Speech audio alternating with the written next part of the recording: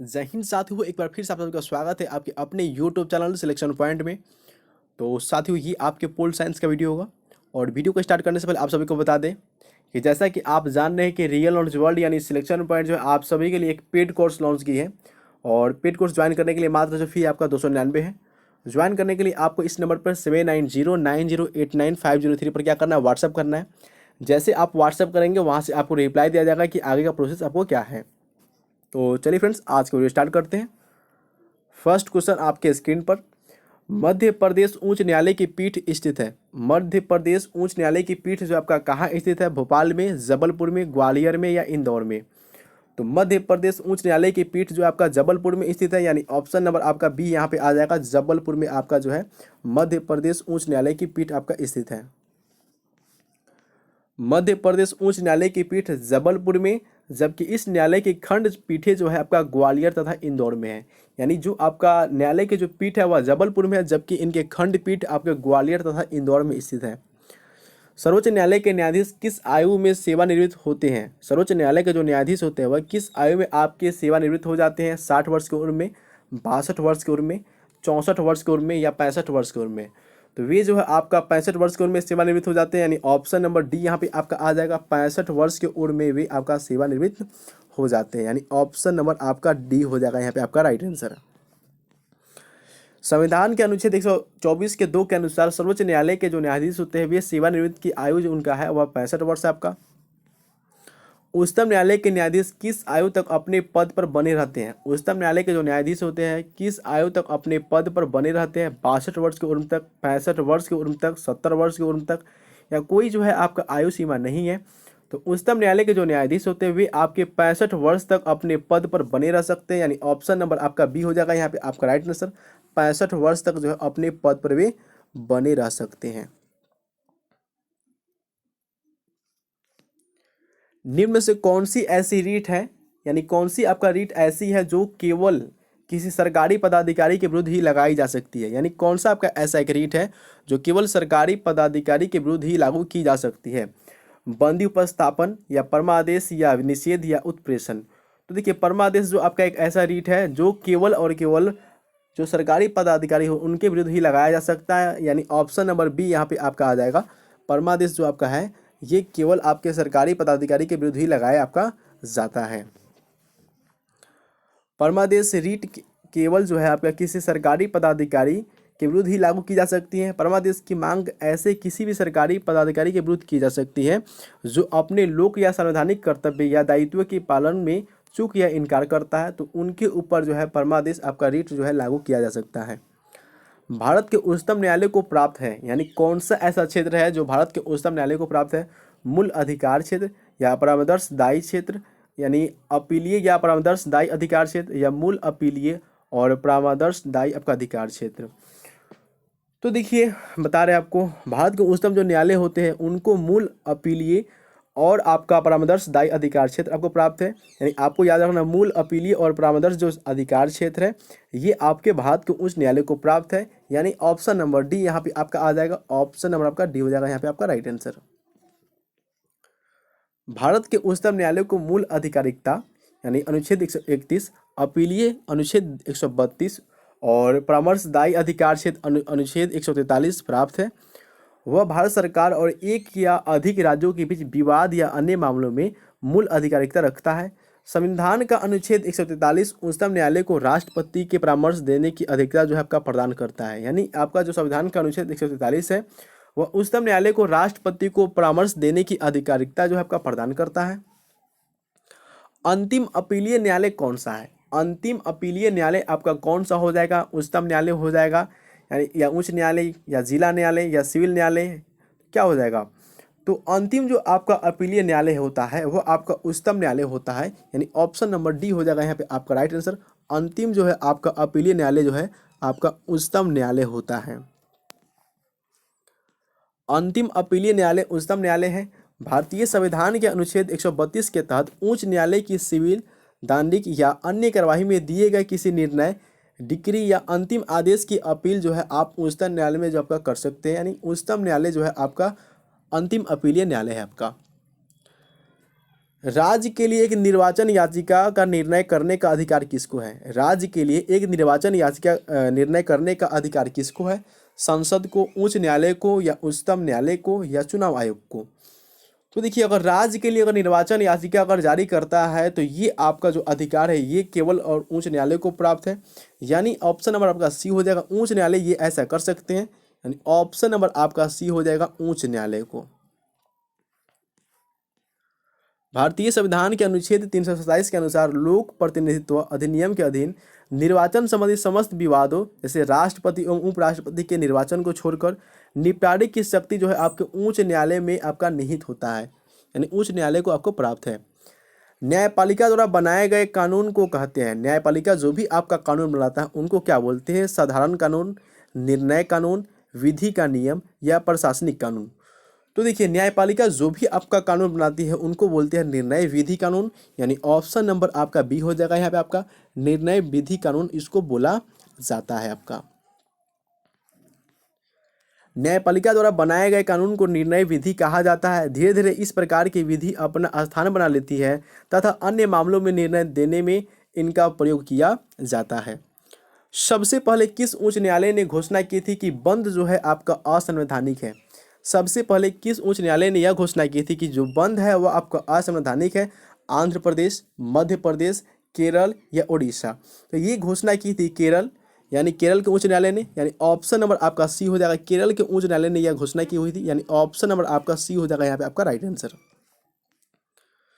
सर्वप्रथम वर्ष 1997 में भरत कुमार की परीक्षा बनाम केरल राज्य मामले में केरल उच्च न्यायालय द्वारा बंद को असंवैधानिक घोषित किया गया, जिसकी सर्वोच्च न्यायालय में भी पुष्टि की थी। ठीक है, यानी सर्वोच्च न्यायालय भी इसकी भी पुष्टि कर दी थी। उच्चतम न्यायालय ने किस मामले में मौलिक अधिकारों की प्रमुखता राजनीति के निर्देशक सिद्धांतों के ऊपर स्थापित की है? उच्चतम न्यायालय ने किस मामले में मौलिक अधिकारों की प्रमुखता जो है आपका राजनीति निर्देशक सिद्धांतों के ऊपर जो है, यानी सिद्धांतों से ऊपर जो है आपका स्थापित की है? तो गोलकनाथ का मामला में, या केशवानंद भारती का मामला, या मिनर्वा जो मिल्स का मामला हो जाएगा, या उपयुक्त सभी हो जाएंगे? यानी कौन सा ऐसा जो मामला है जिसमें आपका उच्चतम न्यायालय ने मौलिक अधिकारों की प्रमुखता राजनीति के निर्देशक सिद्धांतों से ऊपर स्थापित की? तो ये आपका किया गया था गोलकनाथ के मामला में। यानी ऑप्शन नंबर आपका यहाँ पे ए हो जाएगा, ऑप्शन नंबर आपका ए हो जाएगा यहाँ पे आपका राइट आंसर। देखिए, गोलकनाथ बनाम पंजाब राज्य के मामले में उच्चतम न्यायालय द्वारा मौलिक अधिकारों को नीति निर्देशक सिद्धांतों के ऊपर जो है वरीयता प्रदान की गई थी। यानी ये आपको उनसे ऊपर प्रदान किया गया था वरीयता। निम्नलिखित में से मूल अधिकारों को संरक्षक कौन है? यानी कौन ऐसा है जो आपका मूल अधिकारों के संरक्षक है? विधायिका, कार्यपालिका, या राजनीतिक दल, या न्यायपालिका? तो देखिए, अगर बात आता है मूल अधिकारों के संरक्षक रूप में कार्य कौन करता है, तो ये करते हैं आपके न्यायपालिका। यानी ऑप्शन नंबर आपका डी हो जाएगा, ऑप्शन नंबर आपका डी हो जाएगा न्यायपालिका। उच्च न्यायालय में अपील की जा सकती है यदि सत्र न्यायालय ने दंड दिया हो। उच्च न्यायालय में अपील किया जा सकता है, यानी कब किया जा सकता है? यदि सत्र न्यायालय ने जो आपका दंड दिया हो, कितना दिया हो? 1 वर्ष या अधिक का, 2 वर्ष या अधिक का, 3 वर्ष या अधिक का, या 7 वर्ष या अधिक का? तो देखिए, उच्च न्यायालय में अपील किया जा सकता है यदि सत्र न्यायालय जो है 7 वर्ष या अधिक का दंड दिए हो। यानी ऑप्शन नंबर आपका यहाँ पे हो जाएगा डी हो जाएगा, ऑप्शन नंबर आपका डी हो जाएगा। अगला, क्रिमिनल प्रोसीजर कोड। ठीक है, क्रिमिनल प्रोसीजर जो कोड होता है धारा 374 के 2 के अनुसार सत्र न्यायालय अगर 7 वर्ष से अधिक दंड देते हैं तो उच्च न्यायालय में इनका अपील किया जा सकता है आपका। उच्च न्यायालय के न्यायाधीशों को उनका कार्यकाल समाप्त होने से पहले ही अक्षमता अथवा सिद्ध कदाचार के आधार पर उनके कार्यालय से किसके द्वारा हटाया जा सकता है? उच्च न्यायालय के न्यायाधीशों को उनके कार्यालय समाप्त होने से पहले अक्षमता अथवा सिद्ध कदाचार के आधार पर उनके कार्यालय से किसके द्वारा ही हटाया जा सकता है? तो भारत के मुख्य न्यायाधीश द्वारा, या उच्च न्यायालय के मुख्य न्यायाधीश द्वारा, या संसद के दोनों सदनों की सिफारिश पर राष्ट्रपति, या विशेष बहुसंख्या सहित संसद के दोनों सदन। तो देखिए, ये हटाया जा सकता है किनके द्वारा? तो ये हटाए जा सकते हैं आपके संसद के दोनों सदनों की सिफारिश पर राष्ट्रपति द्वारा जो है हटाए जा सकते हैं। यानी ऑप्शन नंबर आपका सी हो जाएगा यहाँ पे आपका राइट आंसर, ऑप्शन नंबर आपका सी हो जाएगा।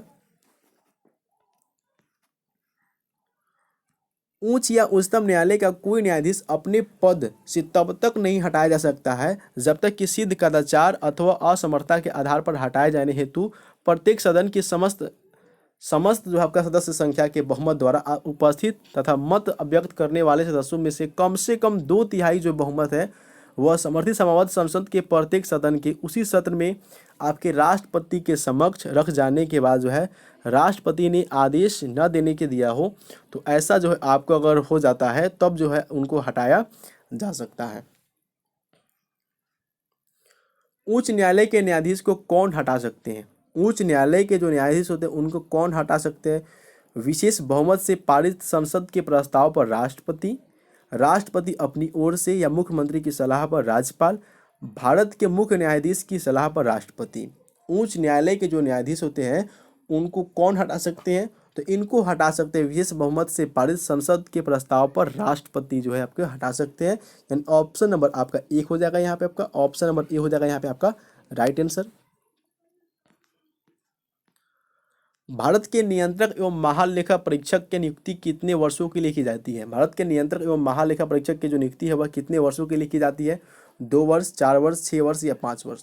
तो देखिए इनकी नियुक्ति जो है 6 वर्ष के लिए की जाती है, यानी ऑप्शन नंबर आपका सी हो जाएगा। ऑप्शन नंबर आपका सी हो जाएगा राइट आंसर, 6 वर्ष के लिए जो है की जाती है। भारतीय संविधान के अनुच्छेद 148 के 3 के अनुसार नियंत्रक एवं महालेखा परीक्षक के वेतन एवं सेवा शर्तों के निर्धारण का अधिकार संसद को दिया गया है। अतः संसद ने CAG के वेतन एवं सेवा शर्तों से संबंधित प्रावधानों को 1971 में अधिनियमित किया, जिसके अनुसार नियंत्रक एवं महालेखा परीक्षक का कार्यकाल 6 वर्ष का होता है। यह वह अधिकतम वर्ष जो आपका 65 वर्ष होता है वह आपके 65 वर्ष में भी आपके सेवानिवृत्त हो सकते हैं। यानी इनमें से जो आपके पहले पुर जाए 65 वर्ष या 6 वर्ष जो पहले पुर जाता है उनके बाद वे सेवानिवृत्त आपका हो सकते हैं। भारत के नियंत्रक एवं महालेखा परीक्षक का कार्यकाल कितने वर्षों का होता है? भारत के नियंत्रक एवं महालेखा परीक्षक के जो कार्यकाल होते हैं वह कितने वर्ष का होता है? 3 वर्ष, 4 वर्ष, 5 वर्ष या 6 वर्ष? तो कितने वर्ष का होता है? 6 वर्ष का होता है, यानी ऑप्शन नंबर आपका डी हो जाएगा, 6 वर्ष का आपका होता है।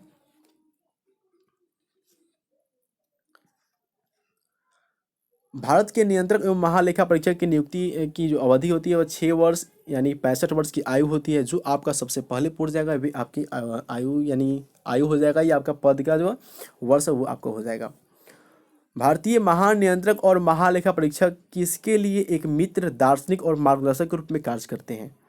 भारतीय महानियंत्रक और महालेखा परीक्षक किसके लिए एक मित्र, दार्शनिक और मार्गदर्शक के रूप में कार्य करते हैं? लोक लेखा समिति के लिए, या प्राक्कलन समिति के लिए, या वित्त मंत्रालय के लिए, लोक उपक्रम समिति के लिए? ये आपका कार्य करते हैं आपके लोक लेखा समिति के लिए, यानी ऑप्शन नंबर आपका ए हो जाएगा। लोक लेखा समिति के लिए ये जो है मित्र, दार्शनिक और मार्गदर्शक के रूप में कार्य करते हैं, यानी ऑप्शन नंबर आपका ए हो जाएगा यहाँ पे आपका राइट आंसर। ऑप्शन नंबर आपका ए हो जाएगा। भारतीय नियंत्रक एवं महालेखा परीक्षक लोक लेखा समिति के लिए जो है एक मित्र, दार्शनिक और मार्गदर्शक के रूप में कार्य करते हैं। भारत का नियंत्रक एवं महालेखा परीक्षक लोक लेखा समिति की बैठकों में भाग लेते हैं और समिति की सहायता करते हैं। केंद्रीय सरकार का उच्चतम सिविल अधिकारी कौन है? केंद्रीय सरकार का उच्चतम सिविल अधिकारी आपका कौन है? महान्यायवादी, मंत्रिमंडल सचिव, गृह सचिव या प्रधानमंत्री का प्रमुख सचिव? तो केंद्रीय सरकार का जो उच्चतम आपका सिविल अधिकारी है वे आपके हैं मंत्रिमंडल के सचिव, यानी ऑप्शन नंबर आपका बी हो जाएगा। ऑप्शन नंबर आपका बी हो जाएगा यहाँ पे आपका राइट आंसर। ऑप्शन नंबर का बी हो जाएगा। केंद्रीय सरकार का उच्चतम सिविल अधिकारी जो है मंत्रिमंडल के सचिव होते हैं। देश में जो आपका पंचवर्षीय योजनाओं का अनुमोदन करने वाला सर्वोच्च निकाय कौन सा है? देश में पंचवर्षीय जो आपका योजनाओं का जो आपका अनुमोदन है वह करने वाला सर्वोच्च निकाय कौन सा है? योजना समिति, केंद्रीय मंत्रिमंडल, संसद या राष्ट्रीय विकास परिषद? तो ये करते आपके राष्ट्रीय विकास परिषद, यानी ऑप्शन नंबर आपका डी हो जाएगा। राष्ट्रीय विकास परिषद आपका हो जाएगा राइट आंसर। अगला क्वेश्चन देखिए, 6 अगस्त 1952 को गठित राष्ट्रीय विकास परिषद योजना आयोग द्वारा तैयार की गई पंचवर्षीय योजना को अंतिम रूप से अनुमोदित करती है। इसके अनुमोदन के पश्चात राष्ट्रपति हस्ताक्षर होने पर ये आपके सरकारी योजना बन जाती है और इसका प्रकाशन भी कर दिया गया है। और एक चीज़ और ध्यान रखेंगे यहाँ पे, योजना आयोग का जो नया नाम है वह आपका नीति आयोग है।